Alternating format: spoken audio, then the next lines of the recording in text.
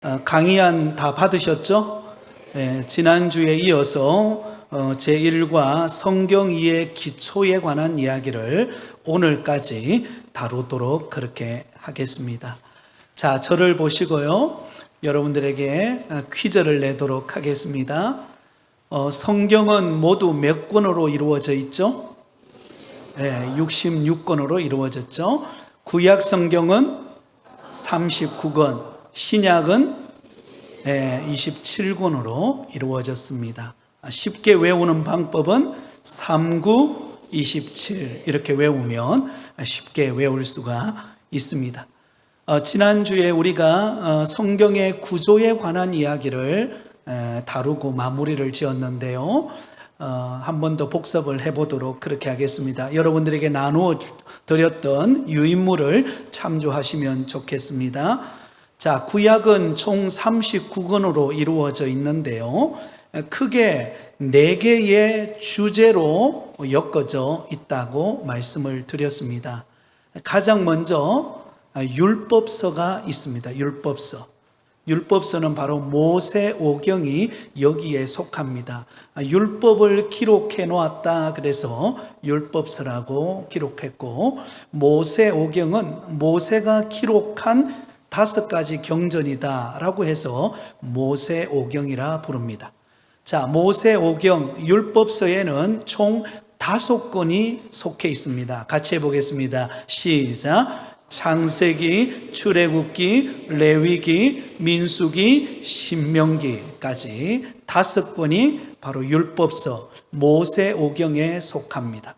자, 그리고 이어서 역사서가 나오는데요. 12권의 역사서가 기록되어 있습니다. 자, 여기는 여호수아로부터 시작해가지고 에스더까지 12권이 여기에 속하게 됩니다.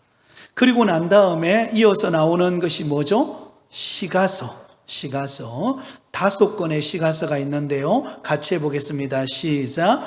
욥기, 시편, 잠언, 전도서, 아가서. 그리고 이어서 마지막으로 예언서가 나오는데요. 총 17권의 예언서가 기록되어 있습니다. 이사야서부터 시작해가지고 마지막 구약 성경인 말라기까지 기록이 되었어요. 이 예언서를 둘로 나누면 대예언서 혹은 대선지서 그리고 소선지서로 나눕니다. 대선지서는 뭐가 많기 때문이라고요? 분량이 많기 때문에 대선지서라 그랬습니다. 이사야서부터 시작해서 다니엘서까지 대선지서라고 말을 합니다. 그리고 호세아서부터 시작해서 말라기까지는 분량이 작기 때문에 소선지서라 그렇게 기록하고 있습니다. 자, 그리고 신약 성경에 와서 신약 성경은 27권으로 엮어져 있는데요. 여기도 총 5주제로 나누어져 있습니다. 제일 먼저 나오는 것이 사복음서죠. 사복음서. 바로 예수 그리스도에 관하여 기록해 놓은 사복음서. 같이 해볼까요? 시작. 마태복음, 마가복음, 누가복음, 요한복음. 사복음서입니다. 그리고 이어서 역사서 한 권이 있는데요. 우리가 잘 아는 사도행전. 이 사도행전은 초대 교회의 행적을 기록하고 있는 역사서입니다. 자, 그리고 이어서 바울이 기록하여 보낸 편지, 그것을 읽어서 바울서신이라고 그러는데요. 바울서신은 총 몇 권으로 엮어져 있습니까? 13권으로 엮어져 있습니다. 그래서 바울은 13권의 서신서를 썼어요. 그래서 로마서부터 시작해서 빌레몬서까지 기록을 했습니다. 그리고 이어서 나오는 일반서신이라고 부르는 이유는 사도 바울이 기록하지 않은 다른 사도들이 기록한 편지를 일컬어서 일반서신이라 그렇게 말합니다. 여기에는 8권의 일반서신서가 기록이 되어 있습니다. 그리고 마지막 예언서에는 뭐가 있죠? 요한계시록. 이렇게 성경이 엮어져 있다라는 것을 우리 머릿속에 그림을 그려 놓으시면 좋겠습니다. 자, 나눠드린 유인물 뒤로 넘기시기 바랍니다. 자, 그리고 이 주제별로 엮어져 있는 이 성경 66권을 우리가 이해하기 쉽게 다룰 수 있는 연대기적으로 묶어놓은 구약 성경을 이 있습니다. 시대별로 묶어놓았는데요. 총 구약 시대는 몇 시대로 엮어져 있습니까? 9시대로 엮어져 있습니다. 네, 아주 똑똑하시네요. 9시대로 엮어져 있다라는 것입니다. 자, 제가 첫 번째 하면 여러분들 한번 말해 보세요. 첫 번째 창조시대가 나옵니다. 창조시대. 그리고 두 번째는요, 족장시대. 그래서 창조시대와 족장시대는 성경 중에 어디에 속한 내용일까요? 창세기에 기록되어져 있는 내용입니다. 창조시대는 창세기 1장부터 몇 장까지요? 11장까지 기록되어 있는 내용이에요. 여기에는 창조, 타락, 홍수, 바벨탑 사건, 이게 핵심적인 4가지 사건이 기록되어 있습니다. 그리고 족장시대는 창세기 12장부터 시작해서 50장, 마지막 장 50장까지 기록되어 있는데요. 여기 족장에는 4명의 족장이 나와요. 자, 같이 해볼까요? 시작. 아브라함, 이삭, 야곱, 요셉. 지난주 한 번 했는데 이렇게 잘하니까, 그죠? 제가 얼마나 신이 나겠어요, 그죠? 네. 자, 그리고 세 번째는 어떤 시대죠? 출애굽 광야 시대. 출애굽 광야 시대. 자, 출애굽 광야 시대 때 기록되어진 4권의 모세오경 중에 4권이 속해 있습니다. 어떤 게 있을까요? 시작. 출애굽기, 레위기, 민수기, 신명기가 출애굽 광야 시대 때 기록한 내용입니다.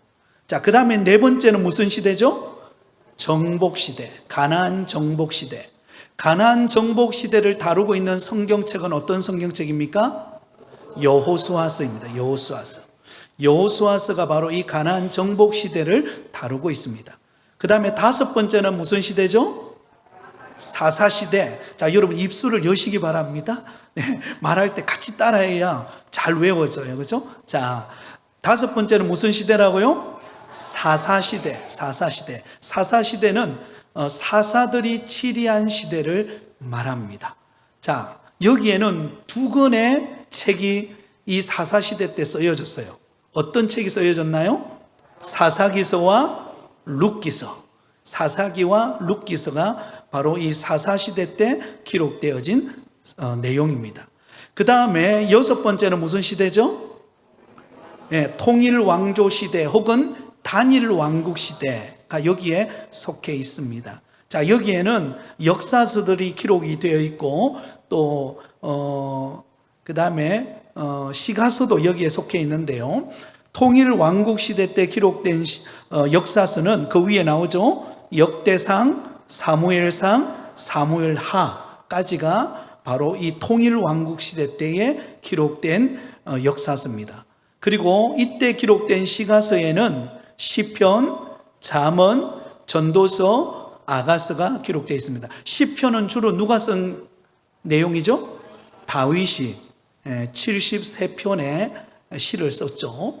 그 다음에 잠언, 전도서, 아가서는 누가 기록했습니까? 솔로몬 왕이 기록을 했죠. 그죠? 자, 이런 통일왕국 시대에서 그 다음에 7번째는 어떤 시대로 바뀌어져요? 분열왕국 시대. 그죠? 분열왕조 시대 혹은 분열왕국 시대로 바뀌어집니다. 이때 이스라엘이 둘로 나누어진다 그랬죠?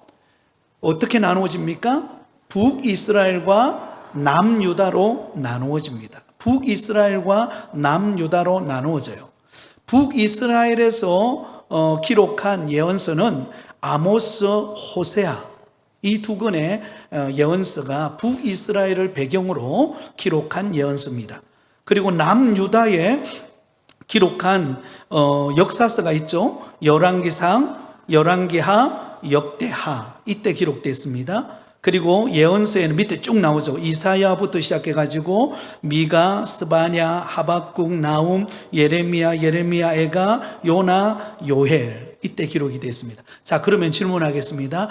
북이스라엘은 BC 몇 년에 멸망했을까요? 722년에 어느 나라에 의해서? 아수르라고 하는 나라에 의해서 멸망을 당하게 됩니다. 그리고 남유다는 BC 몇 년에 멸망하죠?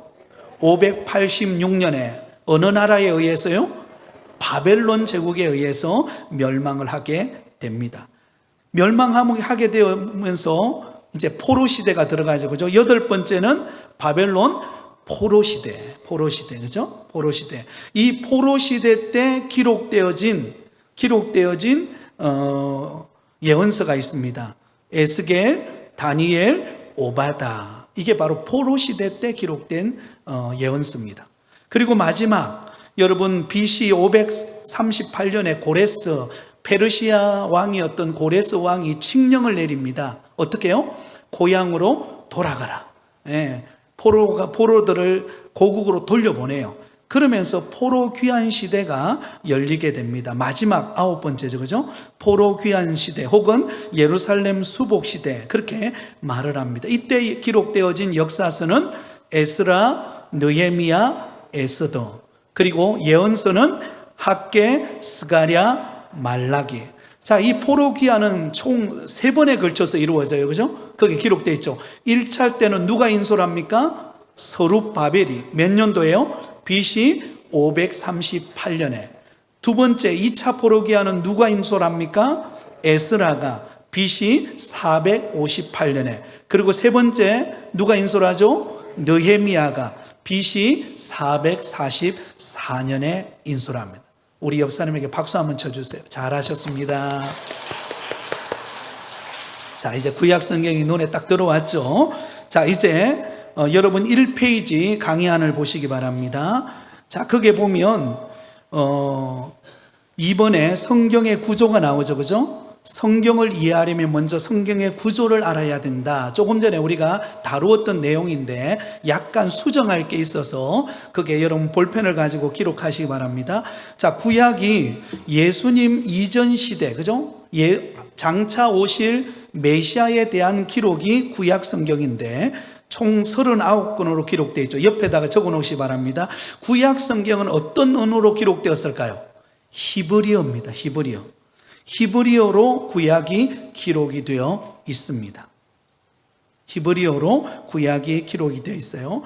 자, 그게 보면 시대별로 나오는데요. 약간 수정을 하겠습니다. 첫 번째는 창조시대, 두 번째는 족장시대, 그 다음에 여기 책에 보면 노예 생활 시대가 나오죠. 그죠? 노예 생활 시대와 출애굽 시대를 합쳐서 3번 해가지고 뭐라고 적어져 있냐면 출애굽 광야 시대. 우리가 다루었던 내용이니까 거기에다가 그렇게 한번 기록해 놓으시기 바랍니다. 3번 해가지고 출애굽 광야 시대, 노예 생활 시대도 여기다 같이 포함해서 넣어 놓았어요. 자, 그 다음에 네 번째는 가나안 정복 시대죠, 그죠? 그리고 다섯 번째는 사사 시대가 되겠죠. 그 다음에 여섯 번째를 열왕 시대 가지고 묶어 놨는데 이걸 나누시기 바랍니다. 여섯 번째는 통일 왕국 시대, 그죠? 그 다음에 일곱 번째는 뭐가 되죠? 분열 왕국 시대. 그리고 여덟 번째 포로 시대. 마지막 아홉 번째는요, 포로 귀환 시대. 여기는 예루살렘 수복 시대라고 되어 있는데 밑에다가 가로 열고 포로 귀환 시대라고 적어 놓으시면 우리가 앞에서 다루었던 내용을 한 번 더 그림을 그릴 수가 있겠습니다. 자, 그 다음에 신약 성경은 예수님 이후의 시대, 이 땅에 예수님이 오시고 난 다음에 이루어지는 이야기를 기록하고 있습니다. 그리고 이 땅에 오신 예수님과 장차 재림하실 종말의 때를 다루고 있는 내용이 신약 성경인데요. 이 신약 성경은 어떤 언어로 쓰여져 있는가? 헬라어로 기록되어 있어요. 옆에다 적어 놓으세요. 헬라어로 기록이 되어 있습니다. 자, 신약 성경을 보면 그 밑에 보면 예비, 주님이 오실 것을 준비하는 단계, 예비 단계죠, 그죠? 그리고 두 번째는 예수님의 사역, 주로 사복음서가 여기에 속합니다. 그리고 세 번째는 성령님이 강림하시죠. 그리고 네 번째 교회가 성장하고 다섯 번째 전도여행을 떠나죠. 여기까지 3번, 4번, 5번을 가로 열고 밑에다 줄을 그으시고 사도행전이라고 적으시기 바랍니다. 사도행전을 읽어보면 성령 강림 사건, 교회가 초대교회가 성장하는 것, 그리고 사도 바울이 전도여행을 떠나는 내용, 그걸 다 다루고 있는 내용이 사도행전 내용입니다. 그 다음에 6번째로 서신들이 나오죠. 서신서에는 2가지 서신서가 있다 그랬죠. 네, 기억나십니까? 바울 서신서와 일반 서신서가 기록이 되어 있습니다. 그 내용을 말합니다. 그리고 마지막 7번째 계시는 무엇을 말하죠? 요한계시록. 옆에다 적어 놓으세요. 요한계시록. 자, 이렇게 엮어져 있습니다. 자, 그리고 밑에 3번을 보겠습니다. 우리가 성경 목록을 볼 때에 우리가 줄여서 이야기를 하죠. 우리가 주보에도 보면 사도행전이면 사도행전을 다 기록하지 않고 어떻게 적죠? 행 1장 몇 절부터 몇 절까지 이렇게 적잖아요. 그래서 이것을 약을하고 말은 하는데요, 줄여서 말한다라는 뜻입니다. 자, 구약 성경을 한번 볼까요? 대부분은 맨 앞자를 따서 약을을 씁니다. 창세기는 창, 출애굽기서는 출, 레위기는 레, 신명기는 신, 여호수아는 수를 써요. 숫자에다가 동그라미를 치세요. 여호수아는 여가 아닙니다. 수를 써요. 여호수, 숫자를 씁니다. 그 다음에 사사기는 사에다가 그 다음에 사가 오죠. 사에 맨 앞에 오는 시오자를 붙여서 삿이라고 썼습니다. 거기다 동그라미를 치세요. 자, 지금 동그라미를 치는 것은 맨 앞자가 아닌 단어를 쓰는 약어를 말합니다. 그 다음에 룻기서는 룻, 사무엘상은 사무엘상, 사무엘하. 그 다음에 왕상은 뭐죠? 열왕기상, 열왕기하. 이것을 말합니다. 그 다음에 대상은 뭐죠? 역대상, 그리고 역대하. 그 다음에 보세요. 그 다음에 중요한데 동그라미 치시는데요. 그 다음에 뭐죠? 에스라를 이끌어서 설을 씁니다. 거기다 동그라미 치세요. 이게 많이 헷갈려요. 설을 쓰면 이게 에스란가 에스던가 이게 헷갈려요. 그죠? 헷갈리죠? 저도 여기 많이 헷갈리거든요. 서는 뭐라고요? 에스라. 거기다 적어 놓으세요. 옆에다가 에스라 이렇게 적어 놓으시기 바랍니다. 그 다음에 느헤미야는 느헤미야. 그 다음에 에스더서는 맨 앞자를 땁니다. 그냥 에스더라고 그렇게 씁니다. 그 다음에 욥기, 시편, 잠언, 전도서, 아가서. 그 다음에 사는 뭐죠? 이사야서죠. 그 다음에 렘은요 예레미야. 그 다음에 에는요 예레미야, 에가. 그리고 겔은요 에스겔. 그리고 다는요 다니엘. 그 다음에 호는요 호세아. 그 다음에 요에다가 동그라미 치세요. 요는 뭐죠? 요엘서를 말합니다. 요엘서. 네, 이것도 좀 헷갈립니다. 그 다음에 암은 뭐죠? 아모스. 그 다음에 욥은요 옵은 뭐죠? 오바다. 이것도 헷갈려요. 동그라미 쳐놓으세요. 오바다. 옆에 밑에다 적어 놓으세요. 오바다. 이 굉장히 헷갈리는 이 약어들이에요. 그 다음에 요는 뭐죠? 요나서죠. 그죠? 그 다음에 미가서, 나훔, 그 다음에 뭐죠? 합은 하박국. 합에다가 동그라미 치시고 밑에다가 하박국이라고 적어 놓으시기 바랍니다. 그 다음에 섭은 뭐죠? 스바냐. 섭도 동그라미를 치세요. 이게 또 헷갈리는 약어들이에요. 스바냐입니다. 그 다음에요 학계. 그 다음에 쓱은 뭐죠? 스가랴. 적어 놓으세요. 밑에 스가랴 동그라미 치시고요. 그리고 말은 말라기. 구약 성경은 이렇게 약어를 사용한다라는 것을 기억하면 좋겠어요. 자, 신약 성경으로 옵니다. 신약 성경은 크게 어려운 게 없죠. 그죠? 마태복음, 마가복음, 누가복음, 요한복음, 사도행전, 로마서, 고린도전서, 고린도후서, 갈라디아서, 에베소서, 빌립보서, 골로새서, 데살로니가전서, 데살로니가후서, 디모데전서, 디모데후서. 그 다음에 D자가 뭐예요? 디도서. 디도서. 그 다음에 모는 뭐죠? 빌레몬서. 몬에다가 동그라미 치시고 밑에다가 빌레몬서라고 적어 놓으시기 바랍니다. 몬 하면 뭐 몬스터인가 뭐 이렇게 헷갈리지 몰라요. 예, 빌레몬스입니다. 빌레몬스. 그 다음에 야고보서, 베드로전서, 베드로후서, 요한일서, 요한이서, 요한삼서, 유다서, 걔는 뭐죠? 요한계시록. 자, 이제 이해가 되셨죠? 뒤로 넘어갑니다. 자, 세 번째입니다.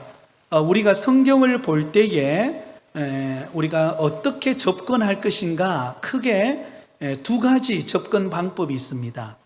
첫 번째는요, 크게 그림을 보시면 어때요?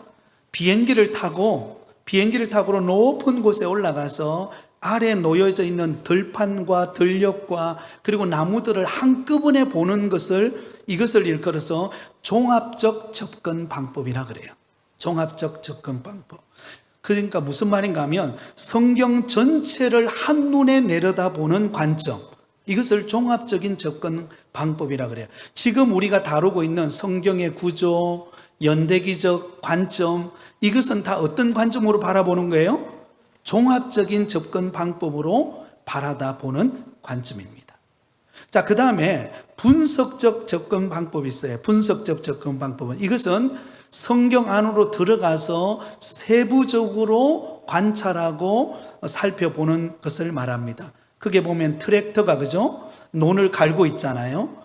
실제로 논을 갈면서 분석하듯이 우리가 성경에 어떤 본문이 딱 정해지면 그 본문을 놓고 깊이 연구하고 또 분석하는 것을 일컬어서 분석적 접근 방법이라 그래요. 가장 이상적인 방법은 어떤 순일까요? 세 번째 순이죠, 그죠? 전체를 먼저 보고 그 다음에 들어가서 세부적으로 그 내용을 살피고, 그런 다음에 어때요? 다시 한 번 더 전체적인 관점으로 이해하는 것. 이게 바로 성경을 우리가 바라보는 기본적인 접근 방법이라는 것을 알 수가 있습니다. 그래서 우리가 이 성경 탐구 40일 이 성경 개관을 다루는 내용이 바로 이 관점으로 지금 바라보는 거예요. 지금 전체적인 구조와 연대기적 그런 내용을 다루고 있지만 앞으로 들어가면 들어갈수록 이제 세부적으로 분석적으로 들어가게 되어진다는 것을 알 수가 있겠습니다. 자, 그 밑에 보시면 네 번째로 보세요. 성경에는 크게 세 가지 주제를 다루고 있습니다. 크게 세 가지 주제를 다루고 있어요. 이게 굉장히 중요한 내용입니다. 첫 번째는 역사에다가 동그라미를 치세요. 역사. 자, 성경에는 크게 세 가지 주제를 다루는데 우리가 66권을 다 살피고 있지만 그것을 축소해보면 크게 세 가지 주제로 엮어져 있어요. 첫 번째는 뭐냐면 성경의 역사입니다. 역사. 자, 구약 성경에 보면 우리가 처음에 다루었던, 저를 보세요. 구약 성경에 처음에 다루었던 것이 율법서, 모세오경 몇 권이죠? 5권. 그 다음에 나오는 게 역사서 12권이죠. 근데 실제로 모세오경도 어디에 속하는 것일까요? 역사서에 속해지고 있어요. 우리가 지금 출애굽기서를 오전에 다루고 있잖아요. 그 내용이 이스라엘 백성들이 출애굽한 역사를 다루고 있잖아요. 그죠? 그렇기 때문에 총 구약의 17권, 창세기로부터 시작해가지고 에스더까지 총 17권은 뭐에 대한 이야기예요? 이스라엘의 역사에 대한 이야기예요. 그 다음에 신약 성경으로 와보면, 신약 성경에 와보면 사복음서가 있죠. 그죠? 사복음서와 사도행전, 그죠? 이 5권도 실제로 사복음서도 예수님이 이 땅에 오셔서 어떤 사역을 감당하셨는가를 다루고 있는 역사적인 이야기잖아요. 그렇기 때문에 신약의 5권, 마태, 마가, 누가, 요한, 그 다음에 초대교회를 다루고 있는 사도행전까지 일컬어서 바로 이것을 신약시대의 역사서라고 표현해요. 그러므로 여기에는 뭐가 기록되어 있는가? 줄을 거세요. 역사적인 사실들을 기록하고 있어요. 역사적인 사실들을 기록함. 그 다음에 그 옆에다가 이렇게 적어 놓으시기 바랍니다. 가로 열고 과거의 관점. 과거의 관점. 여러분, 역사는 미래적인 이야기입니까? 현재적인 이야기입니까? 과거의 이야기입니까? 과거의 이야기죠. 그죠? 그래서 성경에는 총 3가지 주제를 다루는데 이스라엘의 역사, 신약시대 초대교회의 역사를 다룰 때에 이것은 과거적인 관점에서 이 역사를 다룹니다. 그 다음에 두 번째, 체험에다가 동그라미를 치세요. 체험에다가 동그라미를 치시면 역사서 다음에 나오는 내용이 뭐죠? 역사서 다음에 뭐가 기록되어 있죠? 구약시대에? 시가서가 기록되어 있어요. 시가서에는 총 몇 권이죠? 5권. 이제 힘들어지죠, 그죠? 자, 잘 생각하면서 갑니다. 시가서에는 몇 권이 있어요? 5권. 시가서 같이 해볼까요? 시작. 욥기, 시편, 잠언, 전도서, 아가서. 그죠? 아가서 5권 있어요. 자, 그러면 욥기서는 언제 기록되어 있다 그랬죠? 욥기서. 기억나시나요? 족장시대. 네, 권사님 잘하셨네요. 족장시대 때 기록됐어요. 족장시대 때 기록됐어요. 자, 그런데 이게 보세요. 이 5권의 시가서는요, 어디에 초점이 있는가? 과거에 있는 게 아니라 현재적인 관점인데요, 바로 체험에 초점이 있어요. 그래서 여러분, 시가서를 읽어보면 욥기서를 예를 들어볼까요? 욥의 체험을 기록했잖아요. 그죠? 욥이 고난당하는 체험을 기록했죠. 그죠? 하루아침에, 그죠? 건물이 무너져서 자식이 죽었죠. 또 짐승떼들이 다 사로잡혀 갔죠. 온몸에 악창이 나서, 그죠? 기왓장으로 몸을 긁지 않으면 안 되는 이 실제적인 체험을 다루고 있는 내용이 뭐냐? 바로 욥기서예요. 그 체험을 다루고 있기 때문에. 그리고 시편도 마찬가지입니다. 시편을 대부분 이루는 다윗이 어떨 때 체험한 거예요? 대부분이 고난당할 때. 대부분이 고난당하고 힘들고 쫓기고 어려울 때 그가 시를 적었어요. 그 체험을 기록한 것이 뭐냐면 시가서입니다. 그리고 여러분, 솔로몬이 기록한 잠언, 전도서, 아가서도 바로 그 지혜의 왕이라고 하는 솔로몬의 체험을 담은 이야기입니다. 아가서는 실제로 누구와의 사귄 이야기죠? 술람미 여인, 그죠? 술람미 여인, 얼굴이 거무스름한 술람미 여인을 사랑한 이야기, 러브 스토리가 아가서예요.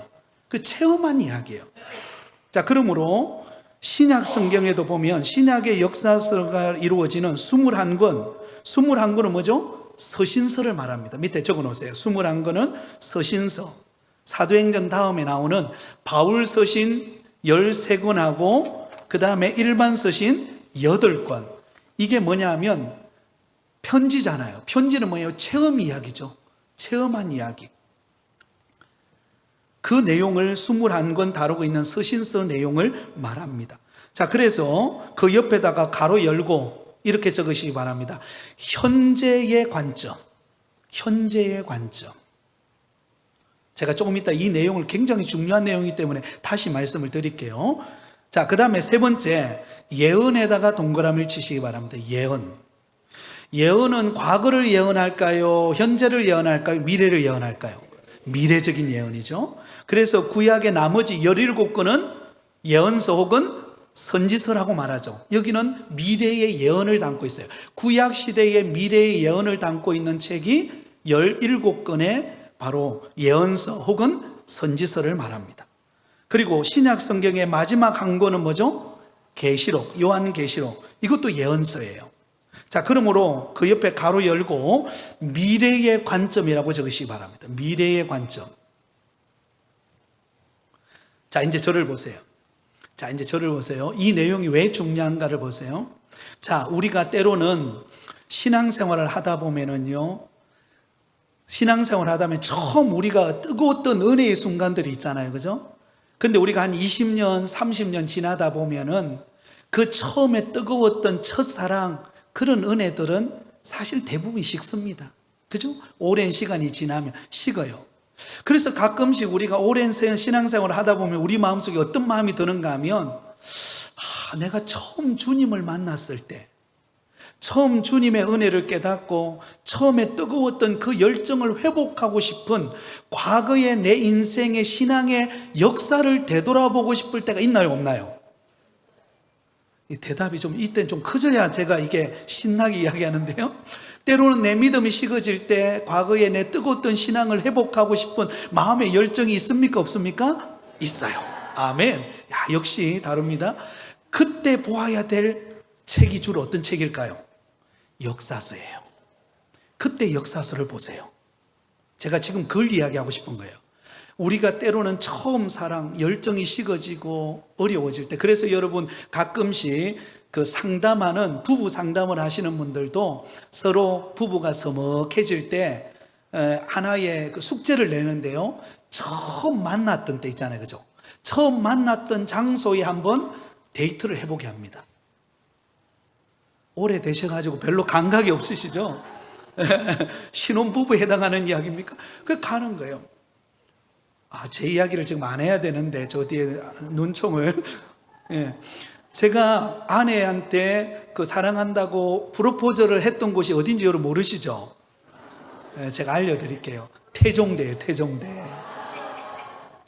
태종대에서 제가 십자가, 하필이면 십자가 목걸이를 끌어주면서 그때 고백을 한 적이 있는데요. 예, 그러면 저는 태종대 가면 뭘 생각할까요? 예, 그죠? 여러분들은 그 바닷가 구경하면서 그렇지만 저는 그때 생각이 나는 거죠, 그죠? 예, 우리의 신앙의 첫사랑, 과거를 회복하고 싶다. 그러면 여러분, 역사서, 구약의 역사서, 신약의 5권, 마태복음부터 사도행전까지를 한번 깊이 읽어보시기 바랍니다. 그럼 그 안에 내 안에 잃어버렸던 과거의 은혜가 회복되는 일이 일어납니다. 자, 그 다음에 두 번째요. 지금 내가 현재 겪는 고난이 있어요. 때로는 내가 하던 일이 갑자기 하루아침에 진짜 쫄딱 망하는 일이 발생하잖아요, 그죠? 때로는 내가 열심히 사역했다가 그 사역지에서 때로는 내려놓아야 될 때도 있고, 여러 가지 인생의 고난과 풍파가 우리는 언제 닥칠지 모르잖아요, 그죠? 그런 고난과 외로움과 풍파가 내게 몰려올 때 그때 보아야 될 성경책이 있어요. 그게 뭐냐? 지금 현재를 다루고 있는, 체험을 다루고 있는 바로 시가서를 읽으면 돼요. 그래서 저는 제가 힘들 때 어디를 주로 묵상하는가? 시편을 묵상합니다. 왜냐하면 다윗이 지금 현재 겪는 고난 속에서 겪는 치열한 그 영적 싸움 속에서 겪는 은혜, 그 속에서 경험하는 그 놀라운 신비로운 그 하나님의 역사하심을 체험하는 것을 읽으면요, 힘이 생겨요. 아, 여호와는 나의 목자시니 내가 부족함이 없으리로다. 그가 나를 푸른 불밭에 누이시며 쉴 만한 물가로 인도하시는, 나는 지금 죽겠는데 그러나 그 말씀 속에서 위로를 얻는 겁니다. 하나님이 나의 목자가 되시는구나. 이 고난 속에서 나를 인도해 가시겠구나. 그리 믿어지는 은혜가 발생해요. 그래서 지금 현재 고난을 당하거나, 그리고 지금 내가 현재가 너무 깜깜해서 앞이 안 보인다. 그때는 뭘 읽어야 돼요? 시가서. 왜? 여기는 뭘 다루고 있기 때문이죠? 체험을 다루고 있기 때문에 그래요. 체험을 다루고 있어요. 자, 그 다음에 내 미래가 어떻게 될지 모르겠다. 우리 사업을 하는데 사업의 미래가 어떻게 될지, 우리 자녀들을 밟다 때 자녀의 미래가 어떻게 될지, 우리 교회의 미래가 어떻게 될지 때로는 낙심이 되고 어려울 때, 그때 미래를 소망을 두게 하는 예언서가 있어요. 그게 무엇인가? 바로 예언서예요. 구약 성경의 17권, 그죠? 그 선지서, 그리고 신약의 마지막 계시록을 여러분 펼쳐놓고 읽으면요, 우리 미래에 대한 소망을 갖게 됩니다. 소망을 갖게 돼요.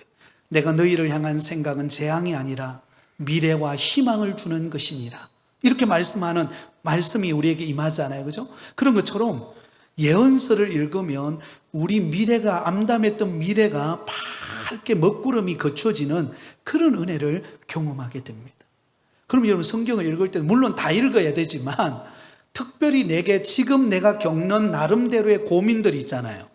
그런 고민을 해결하기 위해서 우리가 성경을 접할 때는 이런 관점으로 성경이 쓰여져 있기 때문에 그런 관점에 초점을 맞춰서 성경을 딱 읽으면 그게 적방인 거예요.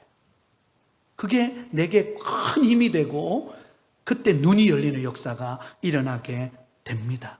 그러면 여러분, 하나님의 말씀 속에 하나님께서 나의 과거와 나의 현재와 나의 미래를 다 담고 있다는 사실을 믿으시기 바랍니다. 그리고 성경을 읽으세요. 그러면 놀라운 일을 보게 될 것입니다. 자, 다섯 번째로 넘어갑니다. 성경의 역사적 이야기입니다. 자, 구약과 신약을 나누어서 어떻게 기록되어 있는가를 보도록 하겠습니다. 자, 구약입니다. 제가 한번 읽을 테니까 쭉 읽을 테니까 한번 들어보세요. 하나님께서 모든 것을 창조하신 후에 스스로 타락된 민족을 대홍수로 심판하셨으며 사람들을 바벨탑에서 사방으로 흩으셨습니다. 아브라함, 이삭, 야곱 및 요셉은 히브리 사람들의 조상입니다. 자, 여기까지가 어디 내용이에요? 창조시대와 족장시대 때의 이야기죠. 그죠? 지금은 몰라도 돼요. 그냥 고개만 끄덕거리면 돼요. 다음에 다 배웁니다. 그 다음에 봅니다. 애굽에서 크다란 민족으로 발전한 다음에 모세에 의해 새로운 나라로 세워졌습니다. 이건 어떤 내용이에요? 출애굽 광야시대 이야기죠. 그 다음에 갑니다. 이 백성들은 여호수아가 약속의 땅으로 그들을 인도에 들어갈 때까지 광야에서 가르침을 받고 시험당하고 벌을 받았으며 또다시 가르침을 받았습니다. 여기까지는요, 여호수아 정복해 가는 이야기까지 다 담고 있습니다. 그 다음에 14명의 사사들의 통치는 사무엘로서 끝나고, 여기까지는 어떤 이야기예요? 사사시대 이야기예요. 그 다음에 사울, 다윗, 솔로몬의 순서로 왕에 의한 통치로 바뀌고, 이 세 명은 어떤 시대의 왕들이죠? 통일 왕국 시대 때, 나라가 하나 되었을 때 그때 다스렸던 왕들, 사울, 다윗, 솔로몬을 말합니다. 그리고 솔로몬 왕이 죽은 다음 유다 왕국은 남왕국과 북왕국, 북이스라엘로 나누어지죠. 그죠? 분열 왕국 시대를 말합니다. 19명의 사악한 왕들의 통치가 지나간 후 북왕국 이스라엘은 아수르에 의해 사로잡혀 흩어져 살게 되었고, 여러분 들었던 이야기 나오죠. 그죠? 자, 저를 보세요. 북이스라엘에는 19명의 왕이 있었어요. 자, 북이스라엘은 몇 명의 왕이 있었다고요? 19명의 왕이 있었어요. 근데 여러분 안타깝게도 북이스라엘의 19명 중에서 하나님이 보실 때에 선한 왕이 있었을까요? 없었을까요? 단 한 사람도 없었어요. 그게 비극이에요. 북이스라엘의 비극입니다. 그래서 먼저 멸망당해요. 어느 나라에 의해서요? 아수르에 의해서 나누어집니다. 자, 그 다음에 보세요. 남왕국 유다는 20명의 왕들의 통치가 지나간 다음에 바벨론으로 잡혀갑니다. 자, 남왕국, 남유다에는 몇 명의 왕이 있었다고요? 20명의 왕이 있었어요. 20명의 왕 중에 선한 왕이 있었을까요? 없었을까요? 있었어요. 여러분이 잘 아는 왕은 어떤 왕이 있습니까? 대표적인 왕이 히자로 시작해요. 히스기야 왕, 그죠? 히스기야 왕, 그죠? 요시야 왕, 우시야 왕, 그죠? 이런 왕들은 선한 왕들이었어요. 자, 그러나 마지막 갈수록 하나님 앞에 타락함으로 결국은 바벨론의 포로로 끌려가게 됩니다. 에스라와 느헤미야가 유대 민족을 인도하여 유대 땅으로 돌아오며, 자, 바벨론을 포로로 끌려갔어요. 몇 년 만에 돌아오죠? 70년 만에. 70년 만에 돌아올 때에 에스라, 느헤미야, 스룹바벨이 인도하에서 3차에 걸쳐서 돌아오죠. 그죠? 에스더는 바사의 왕비가 되어 동족을 구했고, 그 다음에 400년 동안의 침묵을 기다리고 불리우는 기간이 지난 후에 세례 요한과 함께 예수님이 오셨다. 자, 여러분, 포로 귀환 시대가 있고 난 다음에 말라기서가 마지막으로 구약이 기록되잖아요. 말라기서에서 마태복음이 기록되어지는 시기까지는 400년의 공백기가 있습니다. 400년간. 이것을 침묵시대라 그렇게 말을 해요. 침묵시대. 다음에 제가 알려드릴 겁니다. 이런 게 있다라고만 이해하면 되겠습니다. 그리고 난 다음에 예수님이 오셨어요.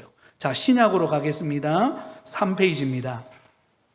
하늘은 다시 열리고 천사들이 내려와서 세례 요한과 예수님의 탄생을 예비하셨습니다. 약 30년이 지난 후 요한은 유대 민족에게 회개의 세를 외쳤고, 하나님이 육신을 입으시고 태어나신 하나님의 아들 예수 그리스도께서는 하나님이 어떤 분이신가를 이 세상에 보여주셨으며 3년 동안 하나님의 완전한 길을 가르치셨다. 예수님은 이 세상에서 자신의 일을 하도록 12명의 제자를 준비하신 다음 자신에서 모든 사람들의 죄를 대신하여 십자가 위에서 죽으셨다. 그리고는 죽은 자 가운데서 다시 살아나셨으며 하늘나라로 올라가셨다. 여기까지가 어디에 관한 내용이죠? 신약시대의 사복음서. 예수님이 태어나시고 십자가에 못 박혀 죽으시고 하늘로 승천하시는 이야기까지가 사복음서에 기록된 이야기입니다. 자, 그 다음에 보세요. 성령에 힘입어 제자들은 주로 유대인들에게 예수로 말미암는 구원에 관한 복음을 전파했다. 사도 바울은 넓은 지역에 걸친 전도 여행을 통해서 이방인들에게 복음을 전했으며 신약 중 적어도 13권의 서신서를 썼다. 사도 요한은 이 세상의 종말에 대한 하나님의 계획을 보여주는 예언서인 요한계시록을 썼다. 성경은 시작할 때와 똑같게 끝납니다. 성경은 하나님께서 완전하게 창조하신 것으로 시작한 것과 같이 어떠한 악도 하나님을 대적하지 못하는 것으로 끝을 맺고 있다. 그러므로 요한계시록 마지막은요, 예수님의 재림으로 종말, 끝나는 때를 말하고 있습니다. 자, 이렇게 구약과 신약이 연결되어져 있습니다. 그러니까 세상의 시작인 창세기, 태초에 하나님이 천지를 창조하시냐, 세상의 시작으로부터 시작해가지고 세상 종말까지의 이야기가 바로 성경 이야기입니다. 66권의 성경 이야기, 그 그림이 나오죠, 그죠? 세상의 시작부터 세상의 종말까지 이야기가 바로 성경 이야기, 66권에 관한 이야기입니다. 자, 그 다음에 6번째 중요한 이야기인데요, 성경의 통일성. 자, 여러분, 성경은 통일되어 있다라는 것입니다. 여러분, 성경의 저자가 한 사람일까요? 아니면 여러 사람일까요? 여러 사람이죠. 그래서 성경에는 40명의 저자가 성경을 기록했어요. 그러면 40명의 저자가 성경을 기록했다면 우리가 인간적으로 볼 때는 아무리 잘 기록한다 할지라도 오류가 발생할 수 있을까요? 없을까요? 우리 인간이 기록한다면 발생할 수 있죠. 근데 신비하게도 성경은 통일성을 가지고 있어요. 통일, 다시 말해 성경은 그 어떤 오류도 없이 창세기부터 요한계시록까지 40명의 저자가 기록했는데도 불구하고 일목요연하게 한 주제를 가지고 여러분 통일성을 가지고 이루어졌다는 것입니다. 그 옆에다 적으세요. 구약은 장차 오실 메시아에 관한 기록입니다. 구약 성경은 어떤 기록이라고요? 장차 오실 메시아를 기록하고 있는 예언이에요. 그 다음에 신약 성경은 오신 메시아와 장차 재림하실 예수 그리스도에 관한 이야기입니다. 신약 성경은 오신 메시아와 장차 재림하실 예수 그리스도. 그러니까 신구약은 한마디로 말해서 누구에 관한 이야기죠? 예수 그리스도에 관한 이야기예요. 자, 그래서 여러분 옆에 성경의 통일성에 보면 중간에 보면 크라이스트 해가지고 십자가가 그려져 있죠, 그죠? 성경은 예수 그리스도를 중심으로 해서 통일되게 엮어져 있는 책이에요. 자, 그러면 옆에 좀 작게 기록되어 있는데 제가 말씀을 할 테니까 잘 보세요. 제일 먼저 옆에 보시면은 왼쪽을 보시면 맨 위에 여러분 성경은 몇 명의 저자가 기록했다고요? 40명의 저자가 기록했어요. 40명의 저자가 기록했습니다. 그리고 40명이 성경을 기록할 때는 기록한 수단이 있었을 거 아니에요, 그죠? 수단이 있었는데 10가지 기록 수단을 이용해가지고 성경을 기록해서 10가지 기록 수단 옆에 적어 놓으시면 좋겠는데요, 뭐 다 기록할 수는 없지만 거기에 보면 이렇게 적어 놓으시기 바랍니다. 펜, 그리고 끌, 그 다음에 가죽, 그리고 돌, 진흙, 파피루스, 이외에도 있겠죠, 그죠? 10가지 기록 수단에 의해서 성경이 기록되어 있습니다. 자, 그러면 성경은 총 몇 년간 기록했을까요? 그 밑에 나오죠, 그죠? 1600년 기간 동안 성경이 기록되었습니다. 자, 모세가 모세오경을 기록할 때가 언제였는가 하면 BC 1500년대예요. 모세가 모세오경을 기록한 때가 언제라고요? BC 1500년대. 그리고 계시록이 기록된 때는 언제냐면 AD 100년경이에요. 그러니까 총 합하면 몇 년이에요? 1600년이 되는 거예요. 자, 성경은 몇 년에 걸쳐서 기록되었다고요? 1600년에 걸쳐서 기록되었습니다. 모세오경이 기록되어지던 BC 1500년부터 그 다음에 계시록이 기록되어진 AD 100년까지, 그래서 총 1600년 기간 동안 성경이 기록되었어요.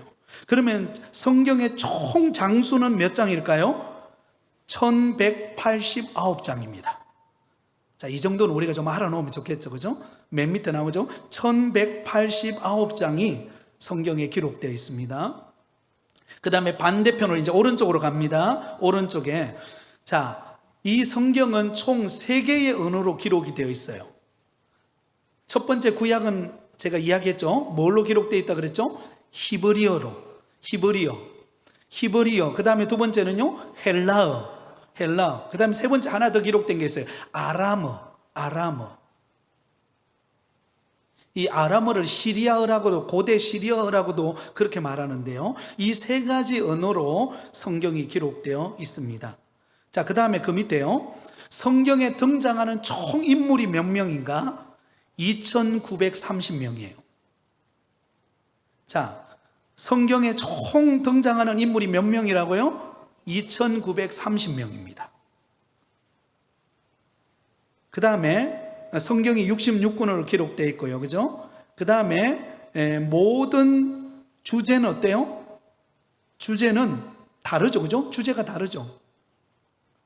주제는 다릅니다. 우리가 구조를 살펴보았던 것처럼 주제는 여러 가지로 다룰 수 있는데요, 가로 열고 이렇게 한번 적어 놓으시기 바랍니다.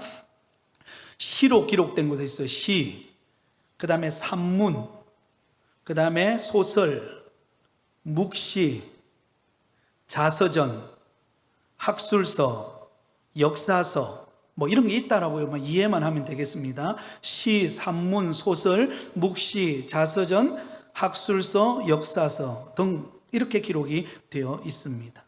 자, 그 다음에 마지막으로 성경이 등장하는 주요 지명 이름이 있어요. 그죠? 뭐 베델, 그 다음에 예루살렘, 이런 지명들이 나오는데 성경에 나오는 총 지명은 모두 1551개의 지명 이름이 나옵니다. 1551개의 지명의 이름이 나와요. 자, 이제 저를 보세요. 여러분, 성경이 기록될 때에 40명에 의해서 몇 년 동안 기록됐다고요? 1600년. 일반적으로 우리나라 사람이 자기 자선을 적을 때는 몇 년 걸릴까요? 뭐 몇 년 안 걸리겠죠, 그죠? 근데 성경은 1600년이라는 기간 동안, 오랜 기간 동안 기록되었는데도 성경은 어떤 의미를 가진다고요? 통일성을 가진다. 예수 그리스도를 중심으로 성경이 너무나도 정확하게 여러분 연결이 되어서 구약에 예언된 것들이 신약에 이루어지고, 신약에 예수님이 구약 말씀을 인용하면서 너무나도 절묘하게 연결이 되어져 있다는 것을 우리가 알 수가 있습니다. 자, 7번째, 성경의 주된 목적입니다. 여러분, 성경의 주된 목적은 단순히 우리가 윤리적으로 도덕적인 어떤 그런 선해지기 위해서 가르침을 받는 도덕책이 아니에요. 성경은 어떤 책입니까? 계시가 임하는 책입니다. 그러니까 하나님이 우리에게 하나님이 어떤 분이신가를 알려주시고, 또한 하나님의 구원의 방법을 가르쳐주는 것이 성경이에요. 그게 1번과 2번이 돼 있죠. 줄을 꺼놓으세요. 하나님과 하나님의 구원의 방법을 본다. 그래서 여러분, 성경을 통해서 하나님이 어떤 분이신지, 그죠? 그리고 그분이 우리를 구원하시기 위해서 어떤 일을 행하셨는지, 예수 그리스도를 통해서 우리를 어떻게 구원하시는지, 그 내용을 다 다루고 있는 것이 바로 성경이라는 것입니다. 그래서 단순한 윤리책 이상으로 우리에게 구원의 길을 제시하고 또 하나님의 사람으로 온전하게 하기 위하여 우리를 세워가는데 성경의 주된 목적이 있다는 것을 알 수가 있습니다. 자, 이제 마지막 8번째입니다. 이런 신비한 하나님의 말씀을 우리가 들을 때 우리는 어떤 자세를 가져야 할까요? 3가지 자세를 가지면 좋겠어요. 거기다 적어 놓으시기 바랍니다. 첫 번째, 사모하고 갈급한 자세를 갖자. 사모하고 갈급한 자세, 갈급한 심령을 갖자. 여러분 그 옆에 보면 목마른 사슴이 시냇물을 찾죠, 그죠? 여러분 사슴이 목마르지 않으면 시냇물을 찾겠습니까? 안 찾죠. 목이 마르니까 시냇물을 찾는 거예요. 우리가 성경을 대할 때는 사모하는 마음으로 갈급한 심정으로 하나님의 말씀을 대해야 합니다. 그래야 그 말씀이 나의 말씀이 될 수가 있어요. 그 다음에 두 번째로는 적어 놓으시기 바랍니다. 베레아 교인처럼 성경을 대하자. 베레아 교인처럼 성경을 대하자. 우리 말씀 한 곳을 찾아보겠습니다. 사도행전 17장 11절. 사도행전 17장 11절. 사도행전 17장 11절입니다. 우리 같이 읽겠습니다. 시작.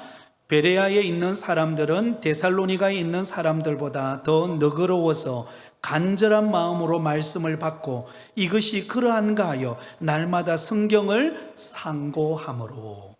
여러분 베레아 교회 성도들은요, 사실 데살로니가 교회 성도들도 굉장히 좋은 성도들이었어요. 그런데 그들보다 더 칭찬받았던 것은 무엇인가 하면 간절한 마음으로 말씀을 받는 데서 끝나지 않고 그 말씀이 그러한가를 날마다 뭐 했어요? 상고했다, 읊조렸다, 그리고 그 말씀을 늘 가까이 했다라는 것입니다. 이게 중요해요. 자, 마지막 세 번째는요, 꿀송이보다도 더 단 말씀으로 받아들여야 합니다. 꿀송이보다 더 단 말씀으로 받아들여야 합니다. 자, 우리 말씀을 한 글 읽고 이제 마치겠습니다. 시편 119편 119편 103절입니다. 시편 119편 103절 894페이지입니다. 우리 같이 읽고 마무리하겠습니다. 같이 읽습니다. 시작. 주의 말씀의 맛이 내게 어찌 그리 단지요 내 입에 꿀보다 더 다니다. 아멘. 여러분 하나님의 말씀이 꿀송이보다 더 단 하나님의 말씀으로 저와 여러분에게 다가오실 수 있기를 바랍니다. 하나님의 말씀은 살아 있습니다. 그 말씀을 가까이 할 때 우리 영혼이 살아나는 은혜를 받게 될 줄 믿습니다. 그러므로 하나님의 말씀 속에서 늘 은혜 속에 강건하시기를 예수님의 이름으로 축원드립니다.